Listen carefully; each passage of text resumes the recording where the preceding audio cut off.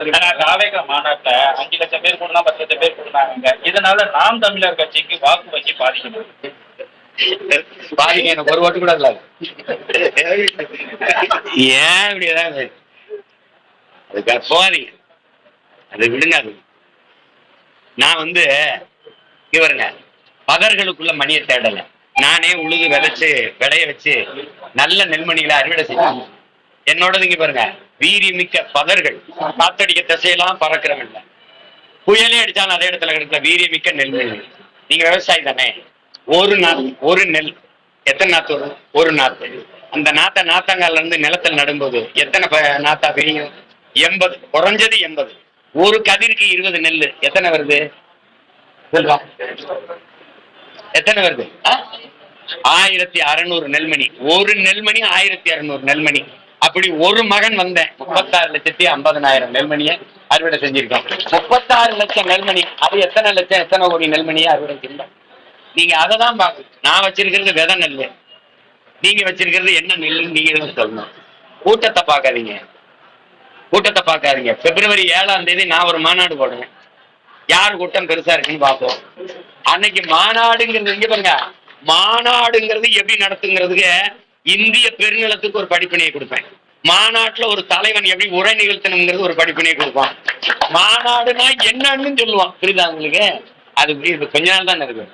பிப்ரவரி திருச்சியில பிப்ரவரி 7. சார், ஒரு மாநாட்டுல மறைந்த தலைவர்களோட பெயர் சொன்னா வாக்குகள் கிடைச்சிருக்காங்க. குறிப்பா நான் தாவேகா மாவட்டத்துல எம்ஜிஆர் பாட்டை பாக்குறாரு, எம்ஜிஆர் பேசுறாரு, விஜயகாந்த் பேசுறாரு. இது மூலமாவே வாக்குகள் கிடைச்சிருக்காங்க. என்கிட்ட கேட்கிற அதே கேள்விய நான் உங்ககிட்ட கேட்கிறேன், ஒரு தம்பியா நினைச்சு. இதன் மூலமா வாக்குகள் கிடைச்சிருமா? கிடைச்சிருமா? இதுதான் நாம என்ன சொல்றோம், நீங்க என்ன சொல்ல வரீங்கிறதுதான். அந்த தலைவர்கள் வாக்கு தான் அந்தந்த கட்சிக்கு இருக்கே தம்பி. அது இங்க பாருங்க, அதுக்கு ஒரு தனி இடம் இருக்கு. அந்த இடத்துல வச்சு நீங்க என்ன கேட்கிற கேள்விகள் எல்லாம் அங்க வச்சு பேசிக்கிறோம்.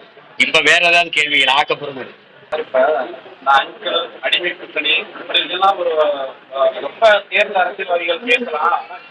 கட்சிகள் 2வது வருஷமே இப்படி பேசுறாரு, அது அதிகமா இருக்குன்னா மூத்த தலைவர்கள் அணில் ஏன் அங்கிள் அங்கிள் கத்துது? அது ஜங்கிள் ஜங்கிள் தானே கத்தணும். அது ஜங்கிள் ஜங்கிள் தான் கத்தணும். அதே அங்கிள் அங்கிள் கத்துது. நீங்க இந்த ஏடிஎம்கே எந்த கட்சி எந்த யாருக்கிட்ட இருக்குங்கிறத 4.5 வருஷம் அவரை முதலமைச்சரா இருக்கும்போது நீங்க ஏன் கேட்கல? ஏன் கேட்கல? போன மாநாட்டுல சிஎம் சாரா இருந்தவர் இந்த மாநாட்டுல எப்படி அங்கிள்? நடிகர் விஜய் வாழ்த்துலாம் சொல்றாரு. போன வருஷம் சொல்லல, இந்த வருஷம் தேர்தல் நெருங்குதுன்னு விநாயகர் நம்மால் தான் வாழ்த்துக்கு போண்டிருக்காங்க. அதுல ஒண்ணும் இல்லையே. கமலனுடைய ஆசீர்வாதத்துல அவர் தான் தெய்வமா இருந்தாரு. முதல்வர் அது அவர் விருப்பம்.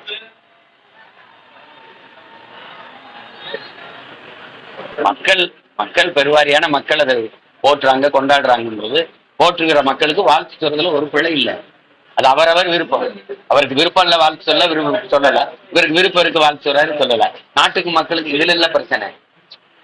சகிக்க முடியாத சொத்து வரி, மின்கட்டண உயர்வு, விலைவாசி ஏற்றம், குடிநீர் தட்டுப்பாடு, வேலை வாய்ப்பின்மை, இதெல்லாம் தான் பிரச்சனை. அதை பேசுவோம்.